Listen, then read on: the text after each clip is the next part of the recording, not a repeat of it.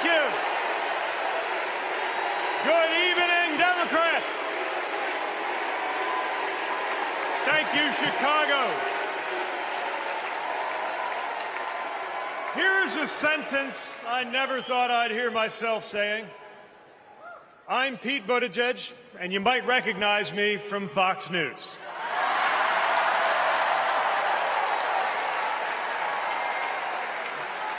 I believe in going anywhere, in service of a good cause, and friends, we gather in a very good cause, electing Kamala Harris and Tim Walz, the next President and Vice President of the United States.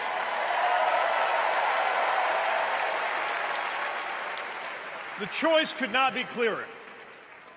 Donald Trump rants about law and order, as if he wasn't a convicted criminal running against a prosecutor. As if we were going to forget that crime was higher on his watch.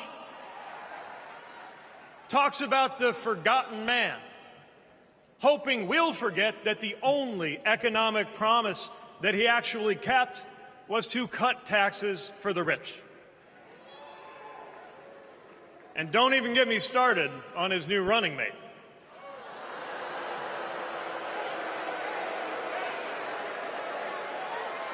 At least Mike Pence was polite. JD Vance is one of those guys who thinks if you don't live the life that he has in mind for you, then you don't count. Someone who said that if you don't have kids, you have, quote, no physical commitment to the future of this country. You know, Senator, when I deployed to Afghanistan, I didn't have kids then.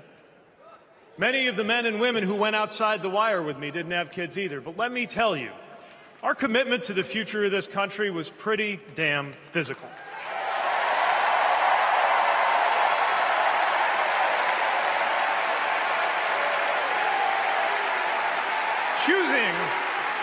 Choosing a guy like JD Vance to be America's next vice president sends a message.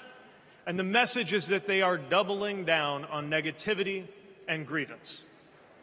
Committing to a concept of campaigning best summed up in one word: darkness. Darkness is what they are selling. The thing is, I just don't believe that America today is in the market for darkness. I believe America is ready for a better kind of politics.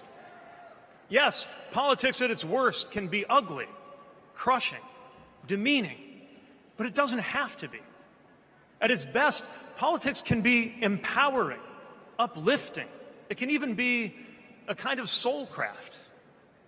My faith teaches me that the world isn't made up of good people and bad people, but rather that each of us is capable of good and bad things.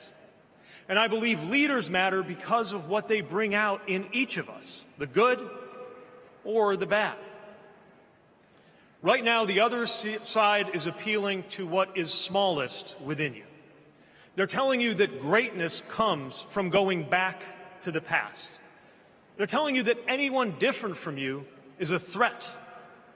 They're telling you that your neighbor or nephew or daughter who disagrees with you politically isn't just wrong, but is now the enemy. I believe in a better politics, one that finds us at our most decent and open and brave. The kind of politics that Kamala Harris and Tim Walz are offering. And as you have felt these many days, that kind of politics also just feels better to be part of. There is joy in it, as well as power. And if all of that sounds naive, let me insist that I have come to this view not by way of idealism, but by way of experience. Not just the experience of my unlikely career. Someone like me serving in Indiana, serving in Washington, serving in uniform. I'm thinking of something much more basic. I'm thinking of dinner time at our house in Michigan. when the dog is barking and the air fryer is beeping and the mac and cheese is boiling over, and it feels like all the political negotiating experience in the world is not enough for me to get our 3-year-old son and our 3-year-old daughter to just wash their hands and sit at the table. It's the part of our day when politics seems the most distant, and yet the makeup of our kitchen table, the existence of my family, is just one example of something that was literally impossible as recently as 25 years ago, when an anxious teenager growing up in Indiana wondered if he would ever find belonging in this world.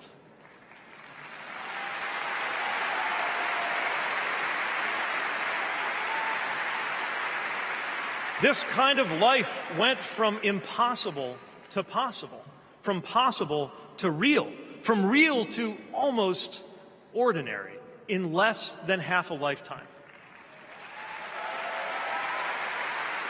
But that didn't just happen. It was brought about through idealism and courage, through organizing and persuasion and storytelling, and yes, through politics, the right kind of politics, the kind of politics that can make an impossible dream into an everyday reality.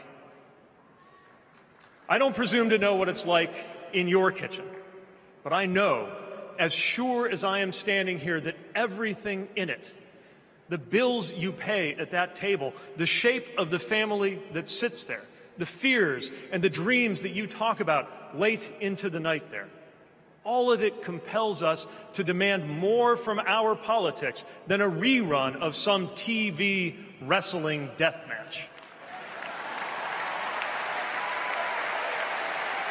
So this November, we get to choose.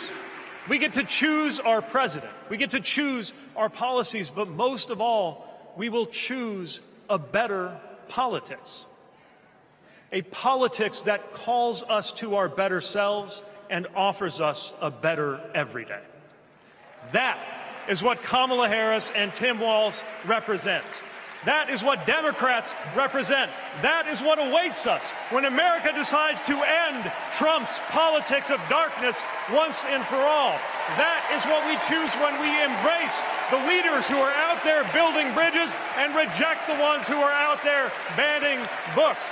This is what we will work for every day to November and beyond. So let's go win this. Thank you, Democrats. Thank you.